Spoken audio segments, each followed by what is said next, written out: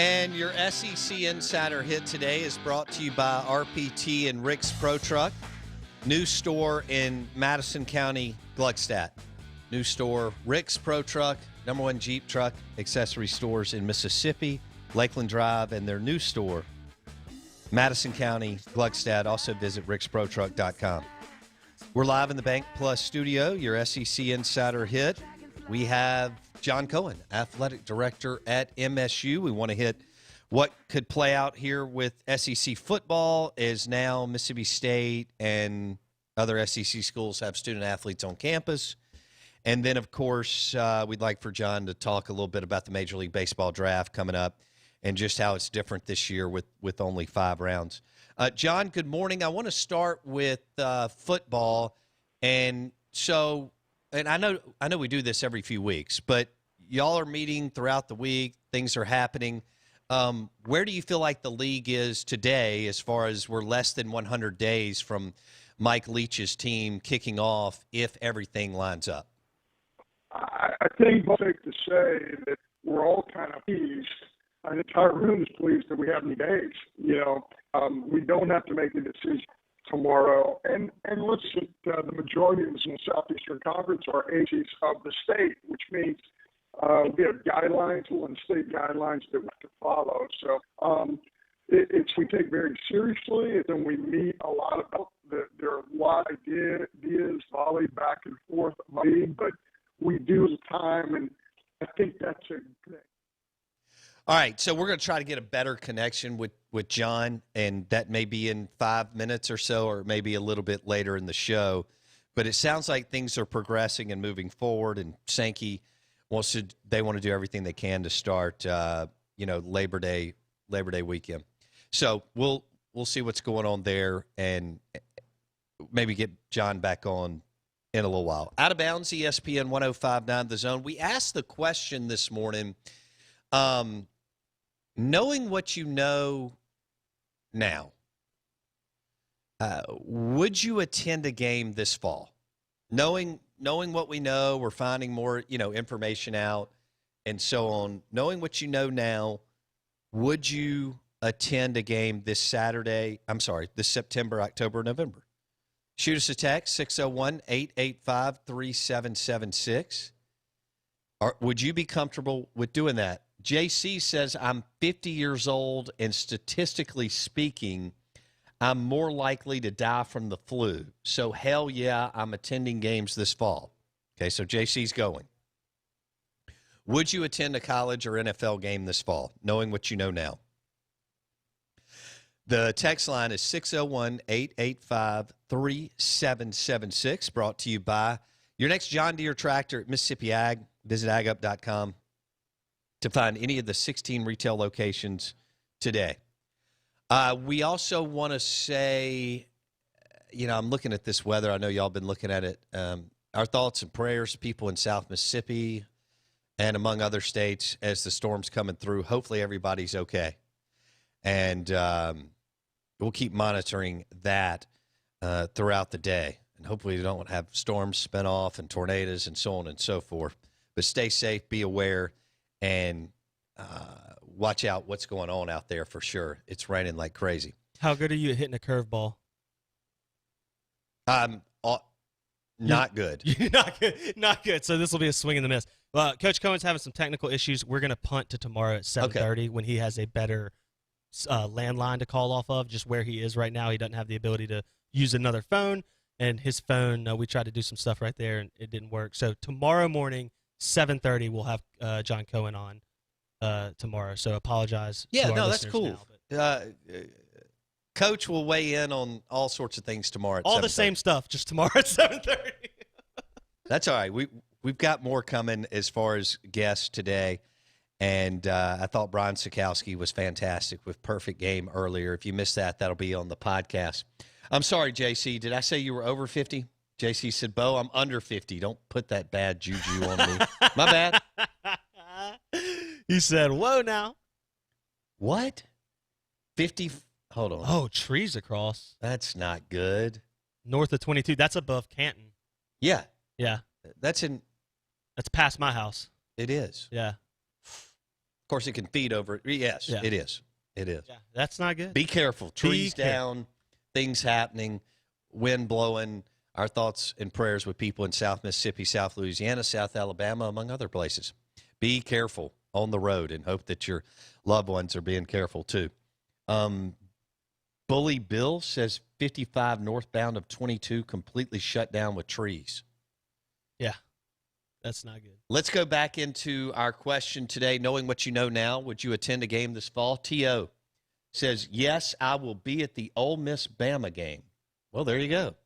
So Ole Miss plays Bama October 3rd. Okay, at home. Ole Miss will host Nick Saban and whoever's starting for Ole Miss at that point, which will be interesting. I'm sorry. Well, no, both teams. That's right. Whoever will be starting at Ole Miss at QB and who will be starting At Bama. for Alabama at Will QB. it be Mac Jones or by, Bryce Young? What is that, week 5? Right. Yeah, look at that stretch, though. I mean, I know we've talked about it, but Auburn on the 19th of September, and then Ole Miss on the 26th of September, and then Alabama a week later on the 3rd of October. You get an off week against Vanderbilt, and then you got to come back and play Florida on the 17th. Wow. That's 4 out of 5 games right there that are difficult, to say the least. And then Brad Edwards with ESPN had Mississippi State's 3-game stretch at Bama, at LSU, and Auburn at home as the toughest 3-game stretch in America in 2020 in college football. Wild. Just to give you an idea of what our two teams face, that's according to ESPN FPI, at Bama, at LSU, Auburn at home, toughest 3-game stretch in the country. All 3 top 10 recruiters, Bama and LSU top 5. And I think Bama's still composite number 1 over the last 4 years, I'd have to guess. But isn't it, I mean, that's like split, right? Like that's if you're 1, 2, 3, 4, or 5, and you've been there for multiple years, right. That's probably interchangeable. I think the top 3 right now are Bama, Ohio State, and Georgia. Yes. Yeah. Yes. And Oklahoma tends to stay in that like 4 through 7 range. LSU's right there at 4 or 5, and then all right. Well, what if you? Who does Auburn play? Oh, fantastic! That lines up for Auburn. Mississippi State will play at Bama and at LSU. Get beat up pretty good. Auburn has a week off before. Yeah, that'll turn out well. I don't see that being an issue. Oh no! All right, back to the text line. We have 2 more people that say yes. I will attend a game. Knowing what you know now, will you attend a game? With Blake, what about you? It does. Would you look go like, in September, October? Yeah, probably. Well, Okay. Depends on the heat, but Yeah. Take that out. Take that. I'm talking about COVID. I probably will. What I've learned from watching all this too is that it may not matter how much you want to go, because it still looks like they are setting up to do like capacity limitations on stadiums. So right now the state of Texas has a 50% capacity limit, which meant if A&M and Kyle Field was going to host a game this weekend, they could only host 52,000 of their whatever, or 51,000 of their 102,000 seat stadium. So that's going to be interesting to see how that plays out. But I would still go if I could. How are they going to run the numbers as far as capacity? And is who what you're gets asking. who gets to go what and how? I mean, obviously season ticket holders will be first. Oh yeah. But then there's like SEC rules that say you have to allot tickets to visiting teams. So how does that work? Or Like- they made this year. It's going to be very interesting. You know what? They may retract that this year, just as a. Could you imagine 0 visiting fans? Well, they'll still find a way in, but they may not do that Yeah. official allotment. I mean, that'd be interesting. Yeah. There's a lot. I mean, there's just a lot to monitor. That's what's crazy about what's going on is like I feel comfortable with having football in the fall.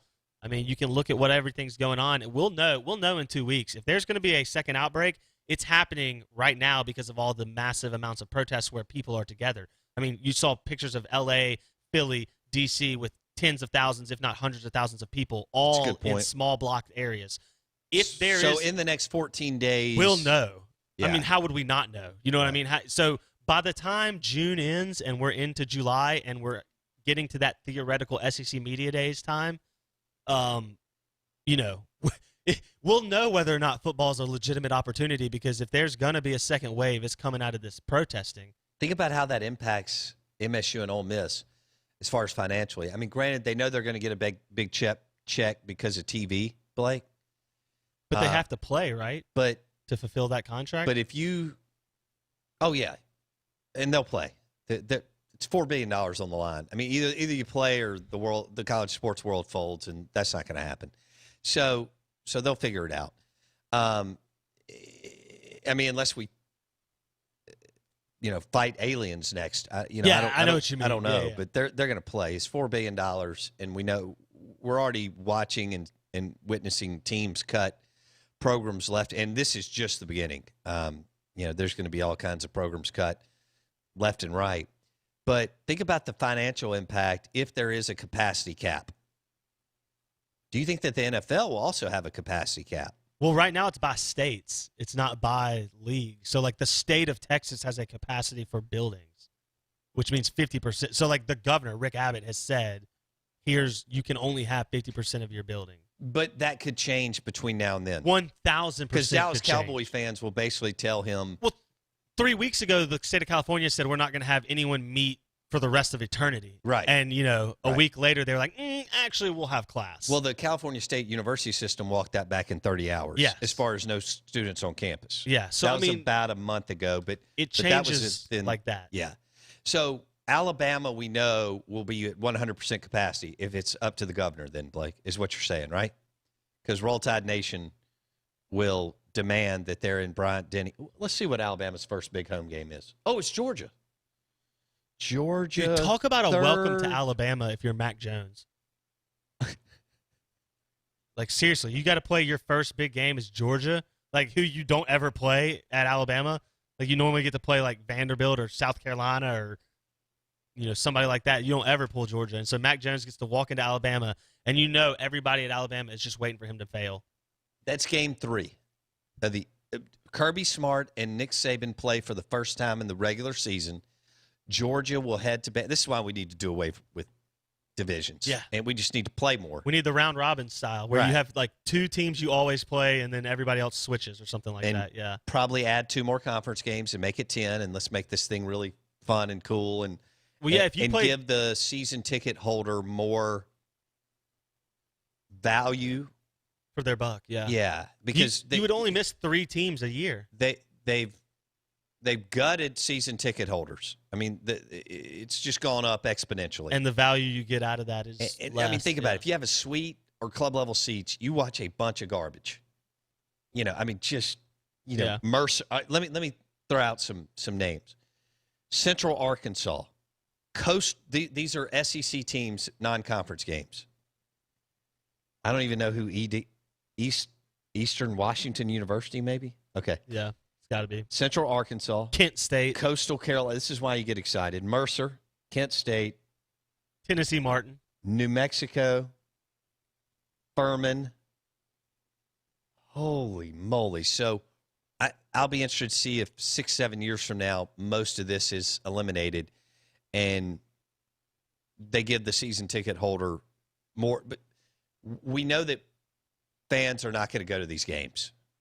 I struggle to watch them on TV, Blake, even if it's Mississippi State and Ole Miss. I mean, if Ole Miss is playing Furman, once it gets to 24-0, midway through the second quarter, I'm on to something else. I mean, okay, who's Auburn playing? Who's LSU playing?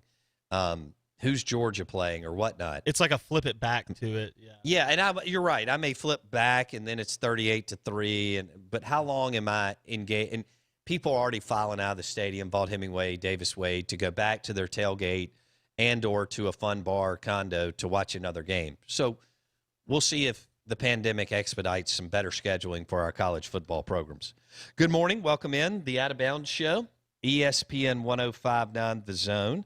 We are live in the Bank Plus studio. We'll have John Cohen on tomorrow at 7:30 to discuss SEC football and the Major League Baseball draft. Coming up at 9:30, if we can get the phone lines rolling, Charlie Winfield, he's a sports attorney, SEC Network, Notre Dame law grad. We may get into that a little bit too. Who is Last premier player. At Like Notre Dame? premier. Not good. Metateo? I'm not even going Jalen Smith. Oh, gosh. Okay, so Oh, man. Who's the last good? premier player to go from Notre Dame to the NFL draft? Am I missing like a tight end or something, or a left tackle, or Definitely probably like a tight end or an offensive lineman. They don't play defense, so no defensive lineman. oh, wow? Probably. Oh gosh, they've had some quarterbacks get drafted, but I mean, none of them were ever really going to be No, like. they got drafted because they went to Notre Dame. Yeah, they were going to be career backup. Rick Meyer. Ooh, that was rough. I think he played for the Chicago Bears. I mean, he may have played for several teams. Who was the one that Beano Cook said would win 2 Heismans? This was like 1993. And Beano Cook at that time was like the voice of, he was one of the big voices. This is before Kirk Herbstreit. Was it Rick Mirror? No, it was Paulus. Ron Paulus? I think I may have just gotten that right. Where's Pete Alonso when we need him? I think it was Ron Paulus, but it may have been Rick Meyer. They were always hyping up, anybody that signed with Notre Dame at QB was the next because Joe Montana was so good. Everybody who signed with Notre Dame afterwards from 1978 on or whenever was the next Joe Montana or Dan Fouts or Dan Marino or whatnot. But I think it was Ron Paulus, but it may have been Rick Meyer. They were both 2 nationally known recruits that went to Notre Dame, and it didn't work out. Yeah. Is it bad that I did not know or didn't remember that Joe Montana was from Notre Dame? Did you not? I didn't remember that. I don't know why. I don't really ever think about Joe Montana or talk about him or consider him, I guess, because You're not saying his name right. I know. It's Montana. That's from The Waterboy. Oh, I forget. Joe Montana. I forget. You don't like the 49ers because you're a Dallas Cowboys fan. Yeah, I don't like openly hate them like the Aints, but they're not like they're whatever. They're annoying. But yeah, I'm not a Joe Montana hater. I just I never knew he went to Notre Dame. That's how little Notre Dame matters, I guess, in college football. In my era. Your age, and Charlie's listening, by the way, so this is going to be great at 9:30. Who went to Notre Dame Law School? All right, so for you're under 30 years old. Yep. You have Notre Dame doesn't even move the needle for you. Notre Dame is Rudy and that one guy whose girlfriend was fake. That's Manti Te'o. Okay. I mean, that's what Notre Dame's done 3 things in my lifetime, okay? They had Rudy come out, sweet movie, full of lies. They had Manti Te'o get caught being catfished for like 3 years, which is the most remarkable thing in the whole world. And then they got skull drugged 50-0 in a game that could have easily been 124-0. Nick Saban pulled everybody he could. He was putting in band members. It was the single most boring college playoff game, It or was. not playoff, but title game we've ever. My friends and I, we had a big thing. We were going to watch it at the lake house. It was 28-0 at the end of the first quarter. We did not go back to the TV for the rest of the game. And I think Saban just ran it up the middle the rest of the game. Pretty much. Because he has a lot of respect for Brian Kelly. And that's Saban. When Nick Saban was growing up, Notre Dame They were the real deal. Right. Okay, so he's a West Virginia guy. And then he coached at Michigan State. And with that's real blue blood football. As far as media-wise, they dominated college football media for years. That's why Michigan was always overrated. So, I mean, Saban really kind of lived in that and swam in that space forever. But everyone did. Right. That's the whole it was world Notre did. Dame, it was Ohio State, and it was Michigan. Yep. Later, it would be Penn State. But coming out of World War II, it was Notre Dame, Ohio State, and Michigan. Obviously, the Bear would get Bama up and running once he left A&M. And McKay and Southern Cal would dance around and do some cool things. But, yeah, that for Saban's world, man, he thought Notre Dame. I'm sure there were times in his life where he wanted that job. Oh, 100. Probably when he No was question, at Michigan right? State, right? He was thinking, this would be a good gig. This would be great. Can I win my way to Notre Dame? Yeah. But talking about Notre Dame and where they are nationally, their best player in the league right now, I'd have to say it's Zach Martin, offensive lineman for the Dallas Cowboys. Oh, he's a good player. But they put out guys like Quentin Nelson was the best guard Good player. a couple years ago. Tyler Eifert, he's struggled with injury, but was a great tight end coming out of Notre Dame and No has doubt. played well when he's healthy. I thought he was going to be. Even bigger, yeah. 100%. But- But for the most part, it's, like when you go through their list of drafted players, there's not a quarterback that stands out to you. Like Deshaun Kaiser got drafted by the Browns. He'll never do anything. Right. Like that's not But do you remember when they said that Deshaun Kaiser was better than Dak Prescott? he is. Because he went to Notre Dame. Well, Chris Brooks has watched him, so. Well, the eye test. But the point is, Deshaun Kaiser didn't prove ever that he was special at the collegiate level, that he elevated Never Notre once. Dame. Never okay? once. I mean, Dak Prescott beat LSU and Auburn and Ole Miss and other teams that were difficult. A&M to win those games, considering who they were. That was one. I do not remember who was on, but I remember that whole, Deshaun Kaiser is going to be better than, among others. Yeah. Well, look at Mitch Trubisky. Wasn't that the same draft, Blake? May not have been. I don't think so. But Trubisky, again, was supposed to be better than Dak Prescott, and he's going to lose his starting job to Nick Foles at the Chicago it does Bears. look like it. In the last 10 years, Notre Dame's put 2 quarterbacks in the league. Hold on, let me guess. Deshaun Kaiser and 0 chance you get this. okay, who is it? Jimmy Clausen. Oh, I Both- remember Clausen. Both were second-round picks. West Coast guy. Because of the name on their jersey. Sure. Jimmy Clausen. Neither were ever. Didn't one of the brothers go to Tennessee? Yes. Okay. Jimmy Clausen. I want to say one of them stepped out of a limo on National Signing Day and had shades on. I think they come from a That's pretty sweet. wealthy, affluent family, maybe out on the West Coast. Obviously, a very athletic family. So one goes to Tennessee, one goes to Notre Dame. What? The Browns also drafted Brady Quinn in the first round. Like, hello, Cleveland, stop drafting Notre Dame quarterbacks. They can't you help it, dummies. right? Oh, my gosh. And Brady Quinn is now with Fox Sports, the game day show that right. they rolled out against ESPN. It's Urban and Reggie Bush and I love Reggie couple Bush others, on TV, by the way. I think he's got a chance to be man, could ESPN really, really good. Could ESPN steal a Fox guy to do Monday Night Football or something like that? You know, if this was like 3 or 4 years from now, you may consider Reggie Bush. Reggie is that guy. His name is so big. I know he had a nice NFL career, but His college name, yeah, his- so massive. huge. I think he's really good. He has who I don't remember who hosts that show, I don't either. but it's Urban Meyer, Reggie Bush, Matt Leinart, maybe. Oh, and Brady Quinn. Yep. Oh, I mean, why not? Because we need 5 or 6 people on the set as we host all these shows. Interesting segment there. We went from a quick John Cohen interview to Notre Dame football. John said hello. And Ron Paulus, I was right on that. It was Ron Paulus. Bino Cook said he'd win like 2 Heismans. Oh, goodness. The Out of Bounds Show, ESPN 105.9 The Zone, is brought to you by Went McGee, the mortgage man. He'll shop the best rates for you as you're refinancing your home. Went McGee, mortgagemanms.com.